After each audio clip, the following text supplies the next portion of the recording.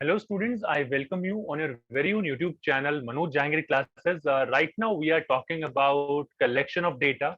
Collection of data की बात कर रहे हैं, यूनिट नंबर 2 की बात कर रहे हैं. In today's class we are going to talk about the modes or methods of collecting primary data और उसमें भी बहुत सारे methods होते हैं. As you all can see over here that the very first method which is given to you, that is direct personal investigation. The second method is indirect oral investigation. The third one is information from local sources and correspondents. The fourth method is information through questionnaires and schedule, which can be further classified into two categories, that is a mailing method or enumerators method. The last one is the telephonic interviews. Right now in today's video, we are going to talk about the very first point, that is direct personal investigation. When you are collecting the data from the investigator, not from the investigator, from the informants basically, directly उनसे collect कर रहे हैं आप data, उनसे आपको मिल रहा है data, आप खुद जाके कलेक्ट कर रहे हैं. एक्यूरेसी बहुत ज्यादा होती है, ओरिजिनलिटी बहुत ज्यादा होती है, सीक्रेसी बहुत ज्यादा होती है. इस तरीके के मेथड्स में देखिए, आप लोग देख रहे हैं मनोज जहांगीर क्लासेस, और अगर आपने चैनल को सब्सक्राइब नहीं किया है, सब्सक्राइब जरूर कर लीजिए. क्या करें, अपनी एडवर्टीजमेंट अपने आप ही करनी पड़ती है. तो इतने अच्छे अच्छे वीडियोस बनाते हैं आपके लिए, हमेशा नए नए वीडियोस लेके आते हैं. एक छोटी सी गुजारिश, सिफारिश आपसे है कि भाई चैनल को सब्सक्राइब कर लीजिए. वीडियो अगर अच्छा लगे तो लाइक जरूर कीजिए, अच्छा लगे तो लाइक कीजिएगा, ना लगे तो कोई बात नहीं. So let's talk about the very first mode of like the method of collection of primary data, that is direct personal investigation या direct personal interview. डायरेक्टली जाके आप इंटरव्यू लेते हैं, कलेक्ट करते हैं डेटा. आप देख सकते हैं यहाँ पर ये दोनों में से एक इन्वेस्टिगेटर मान लीजिए, एक जो है रिस्पोंडेंट मान लीजिए, इंफॉर्मेंट मान लीजिए. दोनों एक दूसरे से मिल रहे हैं, डेटा कलेक्ट कर रहे हैं. The same is depicted here in the picture as well. यहाँ पर एक पर्सन दूसरे पर्सन से इंफॉर्मेशन कलेक्ट कर रहा है, दूसरा उसको अपनी इंफॉर्मेशन दे रहा है. What is direct personal investigation, all of you देख लेते हैं. Under this method, investigator personally visits the respondents, ask them questions related to the inquiry and collect the desired information. Desired information वहां से collect करता है. For example, you want to take the interview of Mr. Shahrukh Khan, Salman Khan, किसी को भी ले लीजिए. मुझे शाहरुख खान पसंद है तो मैं शाहरुख खान ले रहा हूँ. तो शाहरुख खान के पास जाते हैं आप, इंटरव्यू लेते हैं, कोई भी बात उनसे करनी है. आप कोई पॉलिटिशियन के भी पास जा सकते हैं, जैसे मिस्टर मोदी हो गए, तो आप उनसे भी इंफॉर्मेशन कलेक्ट कर सकते हैं. तो there are so many personalities which you can interview. तो यहाँ पर डायरेक्ट पर्सनल इन्वेस्टिगेशन की बात आती है, that when you directly ask the question to the concerned person, concerned respondent, and you collect the desired information related to your statistical inquiry. That's what we call direct personal investigation. I hope so this is absolutely understood right now. और अगर आपको ये सारी चीजें समझ में आई हो तो कमेंट करके मुझे जरूर बताइएगा. डाउट हो तो भी कमेंट में बता सकते हैं आप. बाकी रिलेटेड वीडियोस यहाँ पर कार्ड सेक्शन में मैं आपको लिंक देता रहता हूँ, चेक करते रहिएगा. कुछ वीडियोस के, और एंड स्क्रीन में भी, जो एंड तक आप वीडियो देखेंगे उसमें एंड स्क्रीन में भी आपको कुछ वीडियोस के लिंक्स मिलेंगे, इंपॉर्टेंट क्वेश्चंस और बाकी सारी चीजें, काफी रिलेटेड स्टफ आपको इस चैनल पर मिलेगा. तो बने रहिए हमारे साथ, सब्सक्राइब कर लीजिए, लाइक जरूर करिएगा वीडियो को अगर अच्छा लगे. सबसे पहले बात करते हैं सूटेबिलिटी, कब सूटेबल है. देखिए भाई, direct personal investigation is suitable when the area, when the field of investigation, when the area of investigation is limited, छोटा है. आप जाके हर एक पर्सन से इंटरव्यू ले सकते हैं, इंफॉर्मेशन कलेक्ट कर सकते हैं. When detailed information has to be collected, detail खाना पीना रहना उठना बैठना किस तरीके की सारी चीजें होती हैं, that's what we call detailed interview, detailed information. When the nature of inquiry is confidential, आपको कुछ चीजें कॉन्फिडेंट रखनी है, कॉन्फिडेंशियल रखनी है, सीक्रेट रखनी है, सीक्रेसी ज्यादा रिक्वायर्ड है. In that case you can use direct personal investigation. One person is asking the question, another person is replying, the investigator is recording all these answers. Confidentiality can be maintained in such a situation. 10 लोग जाएंगे तो शायद नहीं होगा. When high degree of accuracy is needed and original data, accuracy and originality जब आपको required होती है, ये मेथड बहुत ज्यादा बढ़िया है. When direct contact with the informant is possible, आपसे आप SRK को कांटेक्ट कर सकते हैं, आप मिस्टर मोदी को कांटेक्ट कर सकते हैं, और किसी भी पर्सनालिटी से जिससे आपको इंटरव्यू लेना है आप उनसे कांटेक्ट कर सकते हैं. This method is only useful, only beneficial. You can only implement this method when you have direct contact with the informant. आपके आप ये पॉसिबल है कि आप उस कंसर्न पर्सन से मिल पाएं. In that case this method suits you और your requirements all of you. बाकी मैंने सूटेबिलिटी बता दी है. मेरिट्स काफी बार एग्जाम में पूछा जाता है, इसके मेरिट्स और डिमेरिट्स इस क्वेश्चन के बारे में पूछ लिया जाएगा. That what do you mean by direct personal investigation, right? It's 2 merits and demerits. तो 2 3 जितने भी पूछी जाए. सबसे पहला मेरिट आप इसका नोट कर लीजिए भाई, यहाँ पर जो डेटा हमें मिलता है we get the original data. हमें यहाँ पर ओरिजिनल डेटा मिलता है. ओरिजिनलिटी बहुत ज्यादा होती है because such kind of data is collected by the investigator himself. Then reliability and accuracy.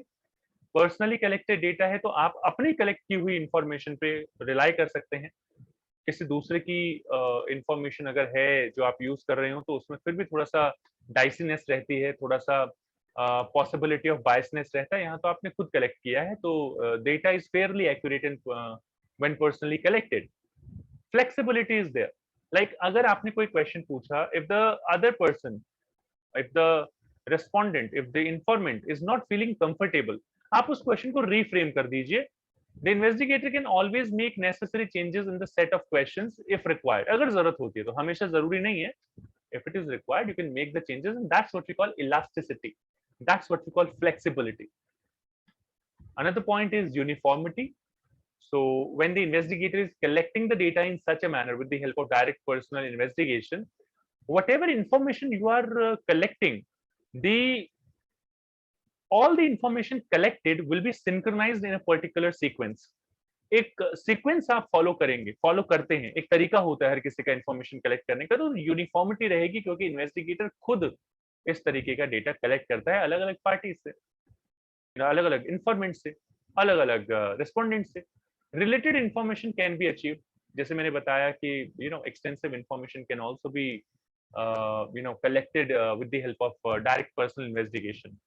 आप शाहरुख खान से मिलने जाते हैं, you observe his eating style, living style, standard of living, the way he spends his time at home, the way he looks like, the way he maintain himself, किस तरीके के कपड़े पहनना, खाना पीना, all such things. You would be able to see such kind of things.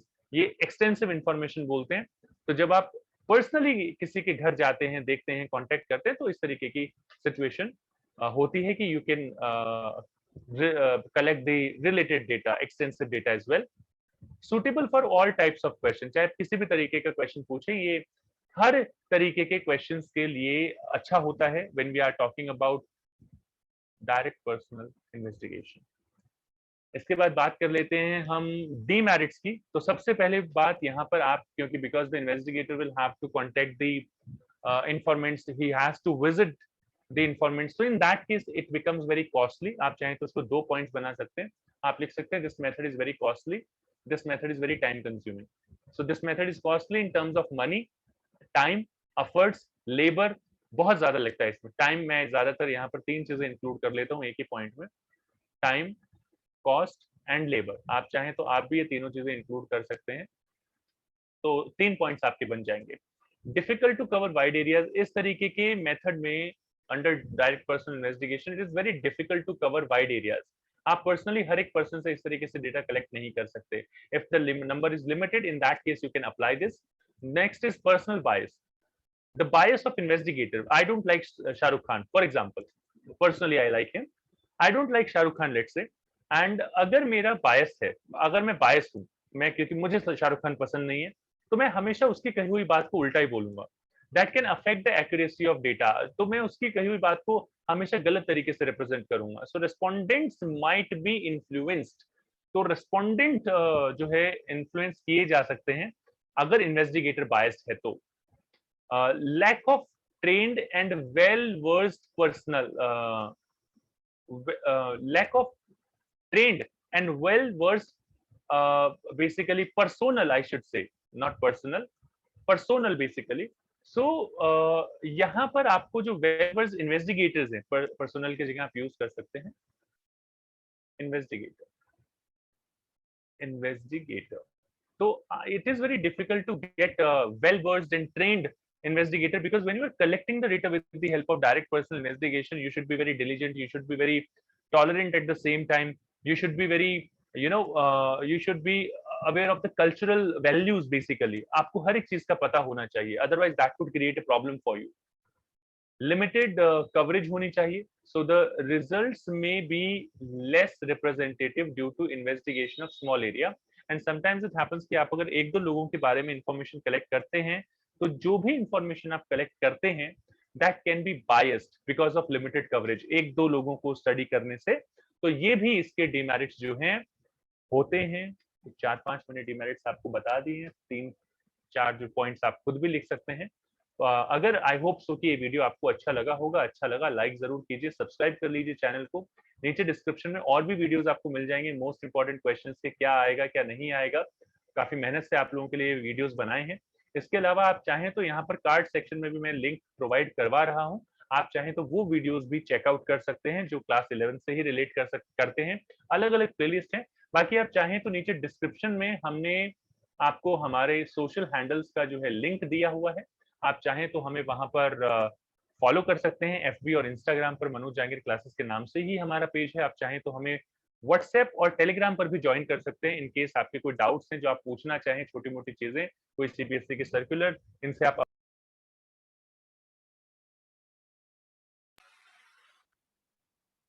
Channel जो है वो आप सब्सक्राइब कर सकते हैं इन सारी चीजों के लिए. So this is all for today's class all of you.